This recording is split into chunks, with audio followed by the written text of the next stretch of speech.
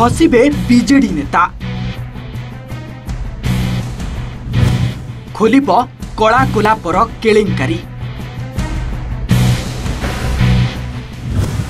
पुणी फेरिला ब्लैकरोज प्रसंग जहाज रे किए माल आणुथिला परमिट और लाइसेंस थिला कि नहीं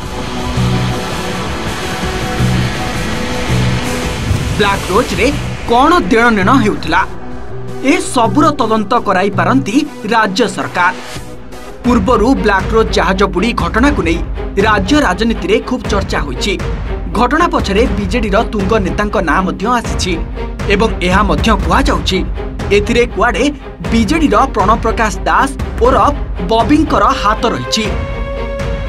तेबे एही घटना रे मात्र किछि दिन हेबो ठंडा पड़िथिबा बेले पुणी थरे एही प्रसंग उठाइछन्ती बीजेपी विधायक पद्मलोचन पंडा। सुनंतु ब्लैकरोज घटना को नहीं से कौन कहउछन्ती। आपण कोई पर पारादीपर जो जहाजटा बुड़ीची से तार बर्तन किए आनीला से अनुसंधान कले कि सेते बर्तमान आम मुख्यमंत्री तक निष्पत्ति ने कौन करा इन फ्यूचर पारादीप रे जो जहाजटा बुड़ी रही से जहाजटा किए माल आणुला किए देन देन चलता से जहाज परमिट अच्छी कहीं लाइसेंस थिला कि नहीं कई बुझे निश्चित आम मुख्यमंत्री निष्पत्ति नहीं करेंगे हम यार भीतर से करेंगे। बीजेपी विधायक पद्मलोचन पंडा एही बयान पे खूब चर्चार विषय पलटिलाणी।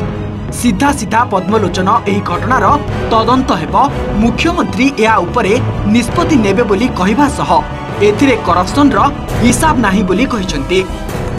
तेबे ब्लैकरोज जहाज बुड़ी घटना रे एजाए काहेकि हेउनी सीबीआई तदंत 2022 मसीह रे सूचना अधिकार कर्मी को सीबीआई पक्षरु दिया जाइतिबा उत्तर रे एने स्पष्ट भावे उल्लेख करा जायछि।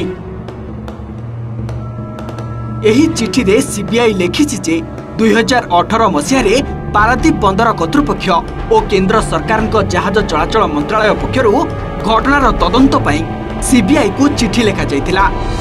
मामलार पुंखानुपुंख समीक्षा परे सीबीआई मामलार तदंत पई प्रस्तुत होइतिला।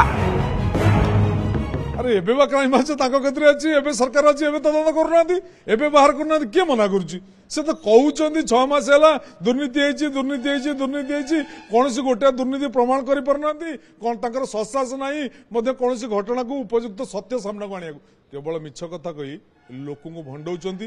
भारतीय जनता पार्टी वर्तमान भारतीय मिछुआ पार्टी रूपे परिणत। घटना केवल एतिकी नुहे पूर्वरु सीबीआई तदंत दाबी नहीं सूचनाधिकार कर्मी प्रदीप प्रधान मुख्यमंत्री अभियोग शुणाणी बेले अपील करबा परे एहाकु नहीं चर्चा जोर धरिथिला। फलरे तत्पर होइथिले मोहन सरकार। एही मामला रे आईन अनुଯାयी कार्यानुष्ठान नेबाकु पुलिस डीजीम को चिठी लिखिथिला राज्य सरकार गृह विभाग हेले एजाए एही घटना रे कोनोसी कार्यानुष्ठान ग्रहण करा जाय नहीं। किंतु पद्मलोचन एबे एही प्रसंग रे मुह खोलिछंती। फलरे राजनीति को पुणी पशिछि ब्लैकरोज प्रसंग। भुवनेश्वर कैमरामैन ओमकार सह जगदीश दास रिपोर्ट ओटीवी।